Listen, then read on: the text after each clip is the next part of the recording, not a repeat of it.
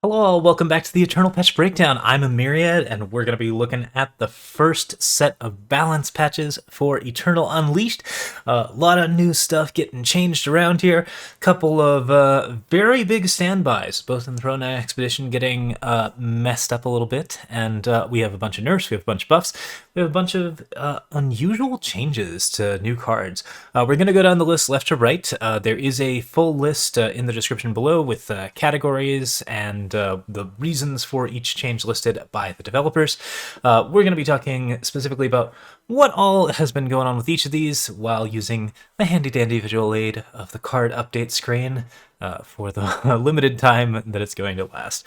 All right, so first things first, Syl No Regrets. Previously had double damage, no longer has double damage, and instead has +1 strength. So instead of being a 1/3, it's a 2/3 with quick draw. Doesn't have double damage, which most notably affects the ability that when the enemy player plays a spell, Syl deals its cost and damage to them. So previously, if you played a 5-cost harsh rule, Syl would deal 10 damage to your face, and that'd blow you up. I think we actually have a couple of highlights of that kind of thing happening.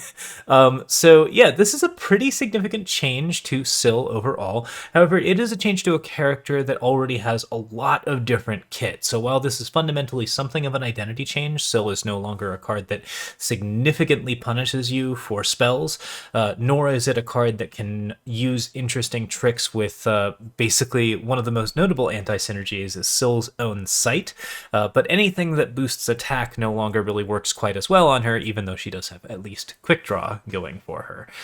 So yeah, this card still plays okay off of her own sight. Being able to attack alone at 4/3 with quick draw is reasonable, but for a late game unit is probably not going to allow her to push. And I think that's probably the biggest sort of like general fail on terms of like flavor type stuff. In terms of overall power level, I think this card did have just significant different ways to go about winning the game, and there's just so much different stuff on the card that double damage was maybe like a little bit of excess complexity on the card overall. Like adding the extra damage here to make up for it is nice, but like yeah, this card basically not only had like all of the weird paired interactions with buff spells, but the double damage effect on top of her own spells made it so that anything like Call the Hit, Suffocate, your standard removal cards that you generally have to use against Syl to make sure that you can use other spells for the rest of the game, as well as to make sure that it doesn't blow you out completely with some sort of fast effect that boosts its power,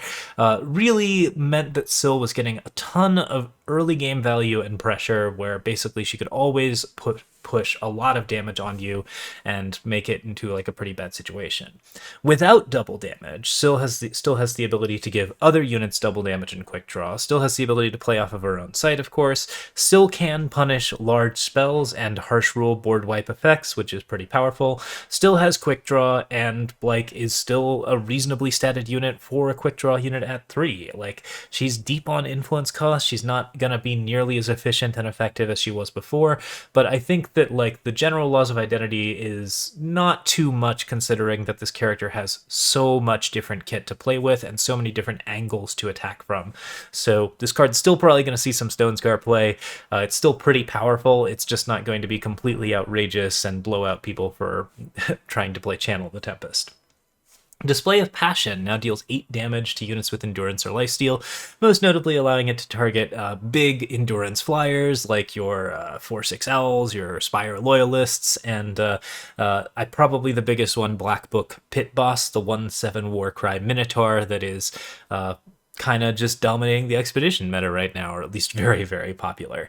So this is a good answer to basically large endurance and lifesteal units, and also most notably actually puts the card in a position where it can kill, say, a Sandstorm Titan, which isn't really the bar that you need to set anymore, but 5 damage was a little bit light for Display of Passion to do anything particularly beneficial. I think this puts it a little bit more in line with the other displays, where previously this one kind of had some good aggression going on. It could do a couple of things with frenzy effects. The katana was semi-useful, and then the deal 5 damage was like, okay, if you actually see like a Helena Sky Guide or a Furious Magniventress, then at least you can mess with that card. But it was so very niche that on top of the 3 red influence for this card, there just wasn't too much of a chance that you were going to see a lot of benefit out of playing it, which didn't stop me from trying. But I do think that this change up does mean that Fire will have significantly less problems with large stationary endurance blockers, which is something that can get pretty problematic very quickly. And considering that you can also Warcry your 5 health units and your Sky Guides and your Magnaventresses, and also that your Magnaventresses and your Sky Guides are getting nerfed, as we can see on this page, this is a pretty good upgrade for fire-based decks to actually start potentially pushing some real aggro-based strategies despite a fairly anti-aggro meta. And yeah, there's some general frenzy help in this set overall, but this is going to be a pretty good setup, I think, that should help out quite a bit on that front. All right. Furious Magniventress finally getting the boot. It goes from a 3-5 to a 3-4, which I think is sort of everyone's sort of line on where that card should definitely be hit. You could also hit the armor or like other things, but obviously this card just has so much health and is just very, very hard to kill before it attacks, and then it attacks as a giant, ridiculous monster. Like, the card is just like really good on base value because of the combination of stun and the 3-5, and then the fact that it gets bigger over time. Like, this card was very dominant in Expedition. If you were playing Eternal at all, you probably saw basically nothing but this card for the entirety of last set, and it's still seeing plenty of play in this set because it's a very powerful card. I don't think this completely nerfs Magnaventress out of existence by any means. It just makes it a little more vulnerable to actual trades. It makes it a little harder for it to block. It puts it in a position where it is still the defensive green card that definitely is needed, but it's more likely to trade when your opponent is attacking you with just basic, simple units. And I think that's a big change that probably should have been implemented a couple months ago. All right, so Helena Sky Guide is now a 3-3 flying endurance. This is the second nerf to Sky Guide, but it's also a pretty warranted one. 3-4 is a very, very efficient stat line. I believe the previous card that was like the green 3-3 flyer for 3 was Valkyrie Enforcer, and that card is like absolutely ridiculous. Helena has a less powerful summon effect, but it is still one that tends to push really, really hard. And on top of that, the card just easily defends you against most aggro threats. Like, I've been having, I think, significant problems running like Lucky Prospectors and 3-4 units and your Magnaventresses, of course, into Helena Sky Guide just due to the fact that the card has a lot of pressure in the air, adds a lot of extra pressure in the air with her contract ability, and then can also defend against basically any unit that costs 3 or less in fire or primal or anything where your stats aren't quite as efficient for cost. So yeah, this is a very warranted change. I think it's a pretty good one overall, and on top of the nerf to her contract should put her a little bit more in line. She's still a 3-3 flyer with endurance and an extra benefit, which is kind of nice, so probably still seeing a lot of play, probably still going to be a decent green staple, but maybe not the, I would say this card is played in like 90% of all green decks right now. At least that was my experience on the ladder. I just saw this card everywhere. So yes, was a strong reason to play green, is still a strong reason to play green, but combined with the Magnaventress nerf, we might be seeing a little bit more color representation in general. So that's good. Carnivorous Yearling. We are getting a lot of gold. If you bought the Valley Beyond sealed, or if you bought the Valley Beyond promo pack, or I don't remember what it's called, the mini set. If you bought the Valley Beyond set, you're going to be getting a lot of gold back because 3 different cards from that set are getting nerfed, and one of them is Carnivorous Yearling, a card that basically was just really, really efficient on stats, being a 4-3 with lifesteal, and also having the ability to draw additional Carnivorous Yearlings from your deck as a side option that I don't think anyone used. I honestly would kind of like to see like sort of a side grade where the side option is maybe buffed in some way. I've never seen anyone use Carnivorous Yearling to draw more Carnivorous Yearlings because the opportunity to play a 4-3 lifesteal for 3 was just way too powerful. And yeah, this was good Rakana representation. It's a very strong dinosaur. It's still kind of a strong dinosaur. I would say like a 3-2 lifesteal is not out of the like realm of possibility. There are some 3-2 lifesteals for double green, so it's not amazing to put this into like a Rakano deck anymore, but by and large I think this card will see a significant amount of fall off with the presence of other good lifesteal cards in green, and not too much of a reason to go into Rakano for it. So it's possible that, like, if you're in a Rakano deck, you're still pretty happy to do this, and if you're into Rakano dinosaurs, which I don't think is a huge thing right now, that is something where you can get like a little bit of an extra benefit out of it. It's probably not going to be nearly as powerful as some of the other ones, but could be still on the playable end. I'm pretty sure that Helena and Magnaventress are still going to be like pretty dominant. Carnivorous Yearling, significantly less so. Valley Spring is going up to 4. So this one is a little interesting. So the card previously cost 3. It was definitely very, very prevalent in Elysian, and as remarked in the patch notes, it didn't actually have an insanely high win rate, but it was played a lot. And part of the reason that they wanted to nerf it was what they called an opaque strategy, which I very much agree with. This card basically is kind of invisible in what it's doing. It's giving you an extra card on top of the relic that you're playing off of the Invoke. Invoke is pretty powerful, and Invoke Time Primal, rather, like where you can invoke from 2 different color pairings, can get really, really good, particularly when you're reducing the cost of the card. Since your opponent doesn't get to see what card you invoked, then you basically have access to a potential surprise at a cheaper cost than you would normally be able to get. In addition, this then buffs up all of your Unleashed stuff in a way that is pretty powerful. Now, removing the ability to easily affect Unleash cards in Expedition does mean that you're reducing the identity of the set a little bit. I think that overall, like, Unleash was a pretty promised aspect of the Unleashed in general, is that, like, you're going to be able to play a lot of Unleashed cards. It has been something of a crazily dominant strategy in draft in particular, and we're going to be getting a bit more to that in some of the other changes that are coming up here. But yeah, this is like a pretty unusual change. So Forecast Relic that does nothing is much harder to play. You do get the card back, which is nice, because that means that basically in situations where you just like aren't doing anything, you can at least invoke for something new, find a tool, use that to get things going. And the loss in tempo may be worth it because A, you're getting the reduced cost on the card that you're playing next, and also you're getting a bit more selection. I think invoke is just a really, really powerful mechanic, and Valley Spring is a good example of it. One thing I think I probably would have changed is to reveal the card that you are invoking, since one of the things that Valley Spring is specifically doing is basically giving you that discount, and the discount on the card, combined with the fact that the card is hidden in your hand, means that you can pull some really weird surprises and get some very big benefits that your opponent might not really be aware of. It's also very hard to tell what your opponent's deck strategy is when they're pulling random cards out of their deck and playing them, and you can't really be sure if that came off the Valley Spring or if it's something else. I mean, if you're looking at the cost, that is the primary way to do that, but that is something that is not always immediately apparent. In any case, this is like a decent change overall. I don't think the Valley Spring was like anything that I thought was particularly a problem, but the fact that it was very, very common might be reason to look at it a little bit. Overall, I'm kind of middling on this change. I think there are other ways to make Valley Spring more interesting, and I'm not a big fan of forecast relics that don't do anything. So we'll see how that goes. Yeah, and I really like support for Unleashed, even though, yeah, I think this is probably the appropriate cost for the card to come out at as it stands. Okay, Auto Tread, this is a big one. This is a lot of the infinite combos. Basically, when Unleashed was announced, everyone knew that this card was going to be a problem. There was a lot of different like infinite combos that were pretty clear, and I think they all got theory crafted like on the Reddit weeks before the set came out. So it's kind of interesting to see this card nerfed, not as part of the previous set of nerfs, but I don't think it's too late. I think it's definitely like nice to let people have a little fun with Auto Tread before the card finally gets nerfed.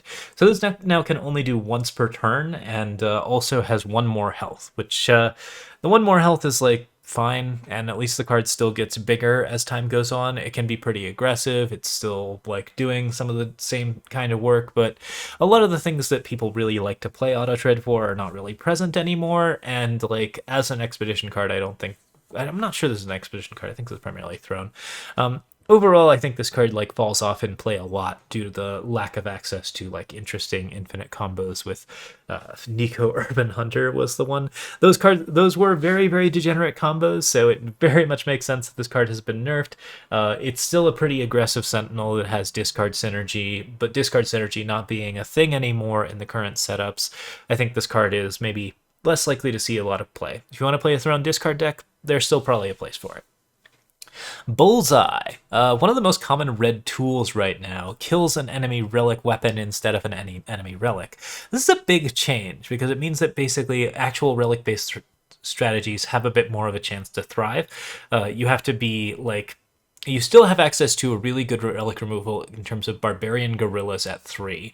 I do think that this card falls off significantly in Expedition if you're going to be playing it at this point, due to the fact that it's just not able to take care of a lot of the problems that you most want to take care of in the format. Valley Spring was definitely like one good example, but there's also like the red Shavkin can't gain life effect.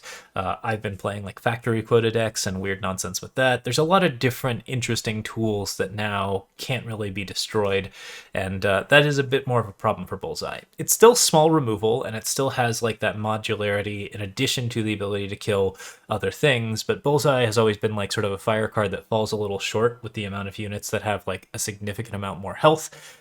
Some of the reasons it was falling short do include stuff like Carnivorous Yearling, so like certain units getting reduced in health does make a bit more of a difference there, and the card is still a frenzy trigger that can be kind of nice, but it's interesting to see red frenzy decks getting buffed quite a bit, while also this card in particular getting nerfed. I do think this supports relic strategies a lot better, and I think that relic strategies are interesting. Display of what is it? The time display is still a significant problem for anyone who wants to run a relic-based deck in Expedition. But this is something that I think does actually ease the pressure on those decks in particular quite a bit. So if you had a lot of relic-based strategies, you might be feeling a lot happier that Bullseye is not just oppressing those particular strategies with a gusto. So I really understand this change. Aerial Deployment now draws a random Valkyrie or bird. This, I think, almost doubles the pool of cards that you can get. There's a couple of like interesting legendaries you can get now in Expedition and Draft. Most notably, I think Nostrix. When you attack for 2 with 2 units, you get bonuses. But yeah, it's a pretty unusual change up that I think really changes the identity of Aerial Deployment overall. So like you get a bunch of random Valkyries, which is significant.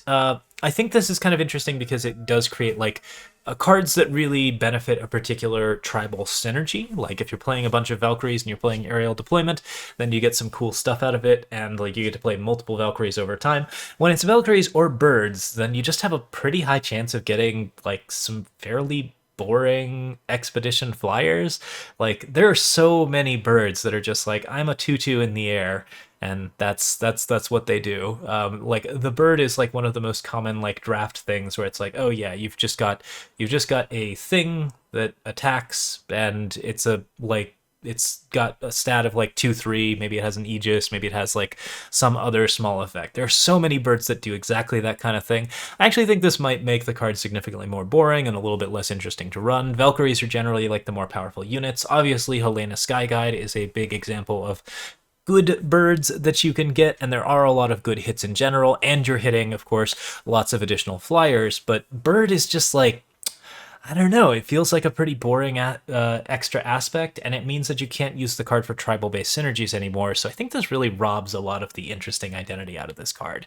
I'm not a big fan of this change. I would have preferred even that it go up in cost. It was, of course, pretty consistent with the low pool of Valkyries in the current Expedition, but like, that's not really the fault of the card, that's the fault of the card pool. So like, I think overall that's something where this is like a change I'm not particularly fond of. Tomb of the Azure Mage, the ultimate is pay 8 instead of pay 9. This is a really reasonable change. Like, the card didn't do a lot of damage. It's a good way to finish off a draft, and 9 was basically impossible. I don't have too much to say about it. I don't think it's much more powerful, but I think that the ability to actually activate the ultimate is nice, and pay 8 is an easy way to make that accessible. Yeti Pugilist, 1 less health. The Frenzy is now +3/+3 this turn. This makes the card probably more viable for like throne aggro, where snowballs are significantly less common, and probably much worse in Expedition, where snowballs are incredibly common, and like it's pretty easy to just deal 1 damage through a wide variety of tools. Reverberating Strike, like you just can't really play this in draft quite as much now because the card is reckless, doesn't trade with anything. The Frenzy ability is amazing, but like, I mean, a 4/4 attacker for 1 is just a ridiculous thing that you can do now. but like the disadvantage is that the card is now extremely vulnerable. I think if you're playing Thrown Yetis and you want to be super aggressive and play like a crazy, like ridiculous frenzy deck that also uses like all of the Yetis that deal damage, this is bonkers. This is maybe broken. But if you're playing like in a draft, you're suddenly like, oh no, this uncommon dies, and it's sad. It does make it so that like you really have to push for that frenzy. So if you're like going deep into Skycrag stuff, like I think Skycrag is still not that strong of a color. So as the amount of frenzy triggers go up, this card gets stronger. But yeah, that new vulnerability with the one less health is definitely something to keep an eye on. So it's a very weird card to rate because it's like, oh yeah, this is worse, but potentially broken. So yeah, pretty wild stuff. Praxis Adept, this is a strange change. So I think I've looked at this card a couple times and just thought that it was not very good. The primary reason being that, again, the pool of cards does not include a lot of tricks that really help Praxis Adept do the cool thing, which is get a bunch of maximum power. The way that they've changed this is to make it into an Initiative of the Sands, except in hybrid colors. So you can really only play this in Expedition off of a undepleted seat on turn 1. But if you do, then you get the Initiative Sands benefit, which is to immediately jump to turn 3, which is very, very powerful. Like if you're trying to get into, say, like Arcanum's True Heart, even if you're just trying to play an Herbivore on a 4/4 for 3 on turn 2, like that's a pretty big deal if you can actually get that going. So this actually makes it significantly more worth consideration in Praxis-based decks, which it wasn't previously, and I think that's a good change overall. The fact that it has 0 attack but still has its ability that when it hits the enemy player you get this much power this turn is a fantastic non-bow, and does mean that now when you're buffing it up with other cards, say for example Exodus, the 3 cost that gives it +1/+1 in endurance, or the Invoke that gives +2/+0 and also adds like invulnerable to damage and other things, that kind of stuff like has a little bit more cheekiness to it, where it's like, haha, I can attack with my Initiative Sands now. It's not as good because you're not getting as much power off of it, but you already get the +1 maximum power, so like that's the main reason to play this card now. The fundamental identity of this card has changed in a way that is very, very weird, but does make it significantly more reliable for playing Praxis. And since this is a Praxis Adept, I think that's a positive change overall, and I think this card probably sees some play as a result. Forgotten Youth now gains 3 health. Oh my goodness! Summon Scout. So I already thought this card was kind of good. Like the Frenzy abilities are pretty hard to trigger, so it's just like you have to go hard for Frenzy for it. But like now, you don't even have to go all that hard for Frenzy for it. Like it's just going to gain you a significant amount of health, stymie aggro decks, and be available as like a possible Expedition blowout because it turns into an uncommon that also has like additional 3s on top of that. A 1/4 unblockable, I think it is. It might be a 1/3 unblockable. No, it's a 2/4 unblockable. All right, fair enough. So it has, okay, I had missed that the card now swaps their strength and health. So this is a really wild change. Okay, so it gains 3 health, which is a lot more health, but it no longer has the ability to frenzy multiple times to do other things, and it's also like, oh, okay, this is a lot of complication. I think that this is a definite. This could potentially be a bit of a downgrade. The card no longer has the ability to just win out in draft formats where you can just like immediately blow up your opponent with like a lot of horrible nonsense. It has lifesteal from the get-go, which is a big deal. It's frequently going to be a 4/2 with the lifesteal, but that means that it's actually more vulnerable than it was previously. And now it can, of course, swap other units' attack and health, which means it can kill 0/3s, it can screw with Scaly Gruins, it can do all sorts of like unusual things that I think is really fun, but maybe not as effective as just having a bunch of extra attack while being an unblockable unit. The extra stabilization off Forgotten Youth, I think, is the primary reason to play this card. This card is just so good at gaining you lots of health, and you get like 9 health for a 2-drop while also triggering a bunch of frenzies and then getting a reasonable unblockable unit afterwards. and on top of that you get a scout. So like all of that I think leads it to being something where it's like doing some good stuff in expedition, but overall, yeah, that's pretty powerful stuff. And you can tell how laser focused I am in on this card because I didn't even see Alicia Unafraid over here on the right. Yeah, no, I think that this is a pretty significant change. Felon Adept going down from 3 to 2. This is another change that I think really improves the playability of this card, most notably moving it from an extremely powerful draft card to a pretty dang powerful expedition card and potentially a good frenzy trigger. There are some other black or purple frenzy cards that are going to be like getting some good benefits as a result of this card getting reduced in cost. Like Notaran Collects, I think, is a particular one where you pay 2, you get a frenzy trigger, you discard a card, and then of course your Felon Adept is now allowed to attack.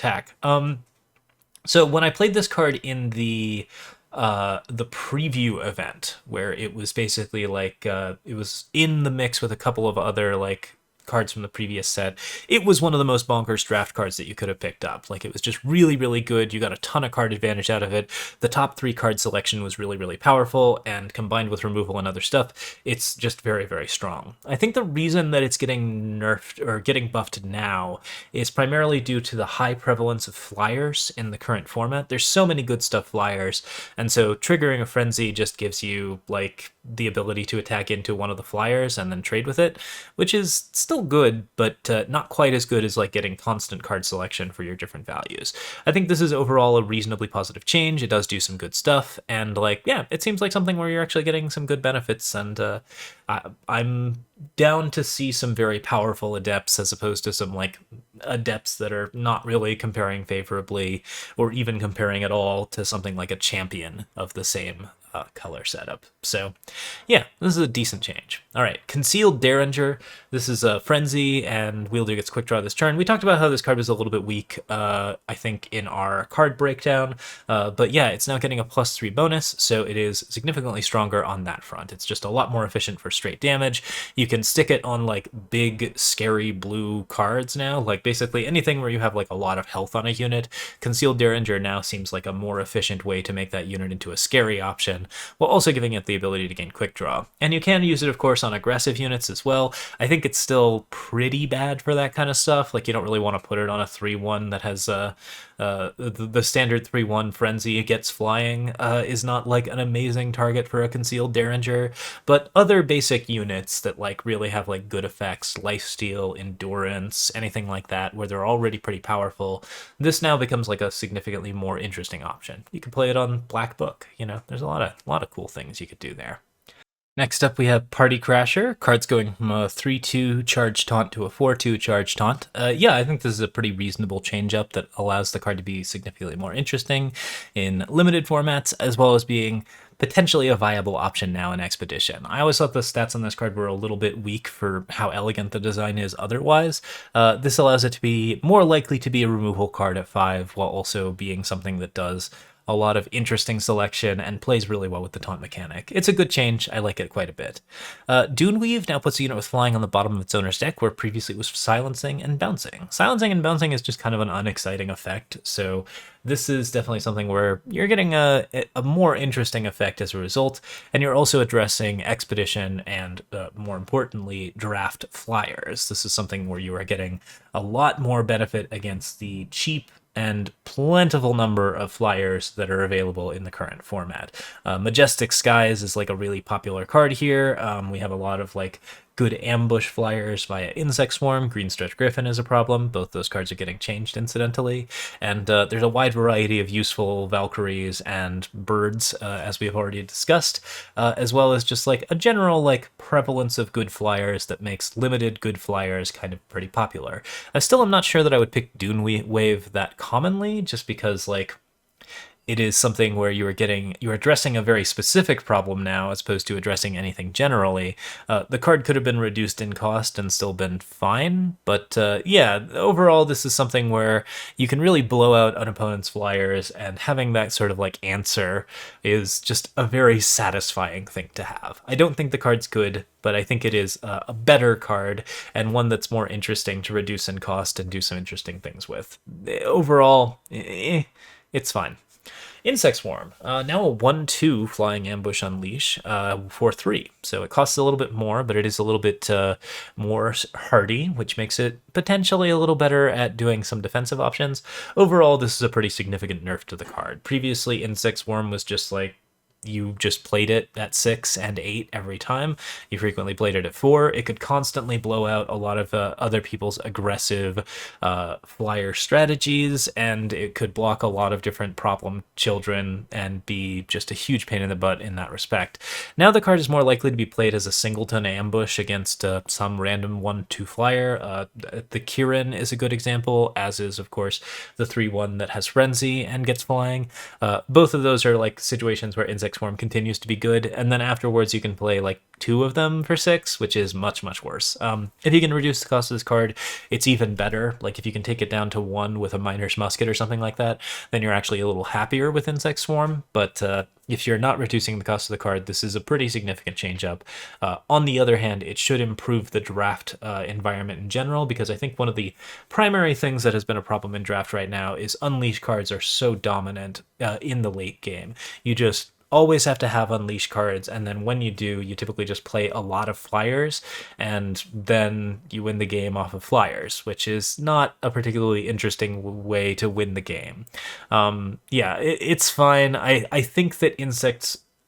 I have been very much on the side of Insect Swarm costing 2 and having Ambush in addition to Unleash is kind of poison. The card plays a long animation every time that it is played, and that means that every time that you're seeing someone play an Insect Swarm, you know that they're going to play all of the other Insect Swarms, but you have to wait like 10 to 12 seconds for them to do it, because they're going to have to wait for the animation, play another Ambush one, it plays a noise, you play the animation, you play another one, it plays a noise, you play the animation. Like, increasing the cost of this card helps address that problem. They still need to, I think, reduce the speed of the animation for Unleash cards in general, but this is something where, yeah, that's a nice little change that should make the entire process significantly less unpleasant. Stone Skin. This one I don't remember actually what changed about this card. Give a unit +2 health this turn. It deals battle damage equal to its health this turn and can attack even if its strength is 0 or less. I don't remember what the change is here, so I'm going to have to look it up.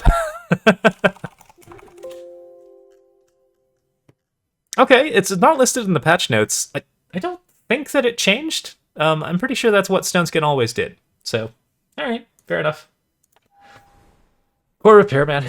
2/3 for 3, or 2/3 for 4 previously, and now is a 5 cost 3/3.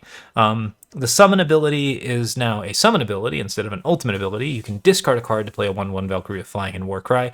I think this is significantly a worse card. It's not very efficient as a 5-drop. It's even less efficient as a 5-drop than it was as a 4-drop. And in addition, you have to discard a card to play the Valkyrie with Flying and Warcry, which, you don't really want to do that. Like, that's not a useful thing to do with a card. If you're really flush on power and you're kind of like really struggling in Expedition, then getting a Valkyrie is like a way to win the game, I guess. But a 1/1 Valkyrie at 5 is significantly worse than, like, yeah, I just don't think that you're getting a lot of value out of this card. The alternative in blue is a 3/3 with a high contract, where you can get a 3/3 in the air on top of that, and that card has Aegis. I think this Core Repairman version is just like real meh. Doesn't do a lot of things, isn't very good in Expedition, discard synergy, but there isn't any really, and like overall just seems like a significant nerf to the card overall.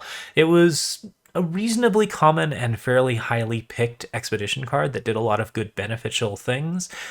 Here, it's a card where you're really having to pay a price to play the Valkyrie, and if you don't pay the price, then you're paying nothing for a 5-cost 3/3, which is just like, oof.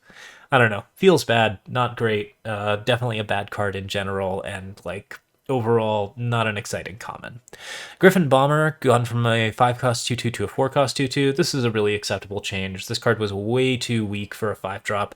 A 2/2 is just like pretty vulnerable to a wide variety of things, including Thunder Pop and the card that just got nerfed, 2 damage and kill a relic weapon. So like there's a lot of different ways where this card just basically immediately gets killed every time, and then like also attacking as a 4/4 is not as good as blocking as a 4/4. There are a lot of really efficient green flyers, and there are a lot of 2/2 flyers in general, so this card basically like ended up really kind of taking a backseat to Green Stretch Griffin due to the fact that it couldn't really block Green Stretch Griffin effectively. I think this is a good change up to the card that gives it a lot more efficiency and makes it an option for aggressive flyers, which is something that makes a little bit more sense. Last Call has lifesteal. I still don't think it's good. That's my general take on it. You can now get quite a decent stabilization off of it, but it still costs 7 and it's primarily intended towards draft, so it is a big stabilizing swing now. It actually kills one of your opponent's units, stuns another one, and gives you a bunch of health back. And that all together really kind of makes it so that you just win the game against an aggro deck. And that's really the only mark I think in its favor. Overall, it's still a 7-cost spell that's slow, and it is very, very like you have to have a unit, your opponent has to have a unit that you didn't stun. There's just so many different things that have to go right for this card to go right, and like the only benefit now is that you get lifesteal on one of your big Combre units, which might be reason enough to play it. I'd probably put it up from like a D- to like a C in draft. Green Stretch Griffin, flying, now only has Unleash if you have another unit with flying. This is a positive change overall. It does mean that basically Green Stretch Griffin is flyers but more, and it can actually play with itself, which is weird, but it decreases the odds that the card is going to unleash every turn, and it means that the card has to... The primary reason why this is a good change is because Unleashed cards are frequently capable of winning the game on their own. Green Stretch Griffin is not a card that can do that anymore. You have to have another flyer to do that. And that means that you can address Green Stretch Griffin in draft by addressing other flyers and making sure that the card isn't going to be playable for its maximum amount of value. I think overall that's a positive change, and anything that sort of leads to an actual decision between playing the Griffin for the cost that it is and getting the card out versus hoarding the Griffin and playing as many of them as possible later on is, I think, a positive change overall. Still has cool combos with Tenured Graviturgist and a bunch of other stuff. Still does a lot of other interesting things. I'm not a big fan of flyers but more, but I do think that overall this is a really positive change to the card that should decrease its win rate in draft while also keeping it interesting and fun to play in draft. Hydrate, unleash, give one of your units 1 health. It's now one of your units instead of one of your opponent's units, and you put a copy of it into your deck. Which, is that good? Probably, maybe? I mean, you can now copy cards that you have that are significant bombs, and also cards that have like a lot of weird text on them, or like recursive stuff, but the copy is put into your deck, which then means that you have to draw it still. So, like, the benefit is that you keep your own unit alive, and you're more likely to see even more copies of that unit in the process. If it's played on a problem unit, this is like rage quit time for your opponent, and I really like that. It's kind of it's a very silly card now. I'm very fond of silly, so I'm super into it. I think this is pretty worth it on that front, but I don't know that it's good yet. Nonetheless, it does provide extra stickiness, and I think it improves your draft environment quite a bit, because you can just be like, I played an Enraged Tower Tall. I only get one of these because it's very hard to pick Enraged Tower Talls in draft. Now I'm gonna hydrate it 3 times, and now I have 3 Enraged Tower Talls in my deck, and they all have more health, which is cool. Yeah, this is kind of neat. I think it's a fun design. I think it's very, very cool for limited formats. I think it's still a pretty mediocre trick overall, but it is definitely more interesting to pick, and that's a real positive change. Ice Glider, 3 health now instead of 2. Decently positive change, means it can block those Green Stretch Griffins and those other stuff. Like, I think that this card is generally a flyer that is designed to establish air superiority by killing other flyers. I think the prevalence of flyers in this format is still a little bit heavy, so seeing buffs to some of those cards is tricky, but this is a decent answer to a lot of that type of strategy, and means that you can basically address some of these problems early on without getting into too much trouble. And it's also a cool Majestic Skies hit where you get like a 3/4 and deal a bunch of damage, and then get like a card that's fairly hard to kill. So yeah, cool draft buff to it. I think the card was always a little underwhelming, but generally still something that you wanted to pick in Primal, and that hasn't really changed. Bust Out has gone from 6 to 5. Kill an enemy unit, gets void bound. That's a pretty good effect at 5 in limited format. I think it's a lot more powerful now. The reason this card is falling behind in limited is not because it's like bad to have a 6-drop removal spell, but rather because it's bad to have a high cost removal spell against Unleash. I'm not sure that changes when you reduce the cost of the card down to 5, but it does mean you have a much better chance against a lot of the other more aggressive strategies with big, scary, nasty units. Yeah, it's fine. I don't know if we'll see much of it in Expedition, but I think it's much better in Draft now. Notaran collects, hey, this card was bad, and now it is better.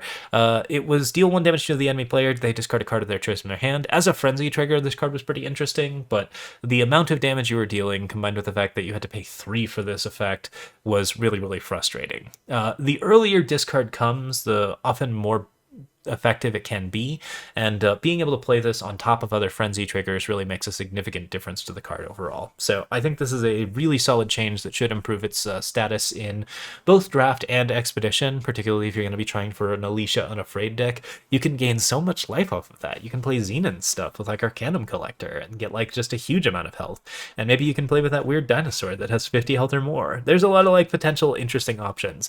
The combination of life gain combined with frenzy life gain combined with discard to make sure that your opponent can't deal as much damage to you really opens up the option for life gain decks to be a thing, and this is also a good frenzy trigger that opens up frenzy decks a lot more, and those needed some help, so really worth it.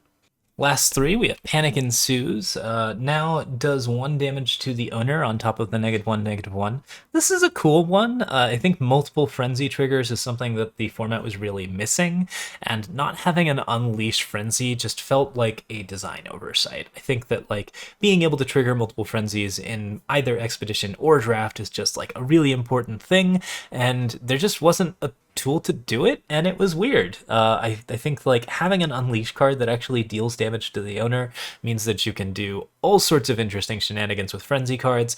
This allows a Panic Ensues to not be a better card. I mean, it is still a slightly better card because it now triggers frenzy on top of the removal stuff that's going on, but mostly it means that it is now like a card that can play interesting roles in combo, and I really like that. I think that's a cool change. I do wish the card cost 2, but it would be significantly ridiculous at 2 because the combination of damage and removal and the card costs less is a lot. Unleash cards are kind of something where you kind of have to keep the thumb on the like button a little bit and make sure that it's not not going too fast. I think that overall this is fine. Reducing the cost of this card is really, really fun and allows you to do multiple triggers at a time, which is very, very exciting. Thirsty Bat, flying 2/1 now instead of a 1/1, and Frenzy Lifesteal this turn instead of +1 and Lifesteal this turn. I don't like this change. A 2-cost 2/1 is just like another flyer, which it's fine. The fact that it has Lifesteal some of the time, the card is now just a little bit more indistinguishable from its many Bat ancestors in Draft environments. There was a 1/1 Lifesteal, there was a 1/1 Lifesteal Deadly, there's just like, some small piddly little vampires that do like some amount of lifesteal, and that's kind of where bats live in general. But Thirsty Bat was thirsty. Thirsty Bat wanted more, and combined with cards like Panic Ensues and Notaran's Collect, this was a card that could potentially like do multiple triggers at a time, and it kind of sucks to see Panic Ensues get buffed to actually do multiple triggers at a time, while also seeing Thirsty Bat lose its ability to trigger off of multiple frenzies and get that extra benefit. I do think this makes the card better. I think it makes it more reliable in Draft. I think a 2/1 flyer for 2 is pretty good, particularly when the card has lifesteal 50% of the time. But I liked the other version more because it was a lot more fun to play around with the extra bits of damage. Still, this card is a pretty high pick in Draft now, just due to the fact that it's a cheap flyer that also has lifesteal, and that's a big deal. Still vulnerable to snowballs, which is not so good.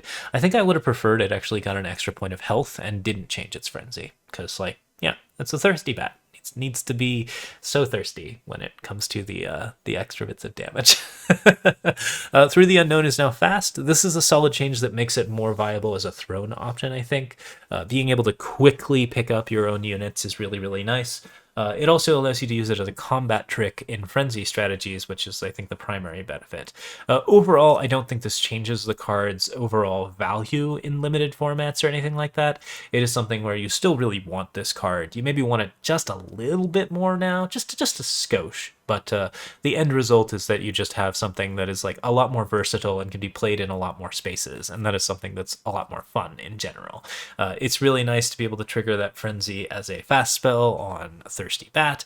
It's really fun to be able to like send one of your units up into the air, harness Thrill Seeker to just like get like a little bonus block against something. All of those like neat little tricks. That extra open space makes Through the Unknown significantly more fun, and I think that does improve the power level of the card a little bit, but also just improves the design of the card a little bit, and that's a solid change. So yeah, there's a lot of changes here that I think are maybe things that should have been addressed before the set came out. So I'm a little concerned about that in general in terms of the live balancing of the game. I think there are some things where it's like, these seemed like pretty obvious things that should have happened, particularly Magnaventress and Helena Sky Guide, maybe something like Party Crasher, probably Insect Swarm. Like, you know, some of these things were like, oh yeah, this is, these are good changes. We're not going to complain about them by any means. I think it is a positive overall development for the set, but I also think that like this one demonstrates that the set was a little behind the ball on some things, and maybe get a little further ahead of it next time. All the same, cool set. Really excited about these new changes. We're going to be playing a lot more Frenzy and Draft. I was already like just all in on Frenzy all the time because it's a really fun setup, and I'm glad to see some support for it. And less Insect Swarms should make everyone happier. So looks like a pretty positive set of changes. Very excited about it overall. And yeah, thank you so much for watching. We'll be back with some brews very soon. I've been holding off on recordings for a couple of different reasons, just busyness mostly. We're trying to move house again. It's a whole thing. But you can find me on Twitch at twitch.tv/Myriad. I'll be doing a stream definitely Thursday night, possibly late Wednesday. And beyond that, we should be up here on YouTube. Just sub and follow, and we'll be trying to get back to daily videos very shortly. And in the meantime, we're going to be putting them out basically as fast as we can. Thanks so much for watching. Hope you enjoyed, and see you next time.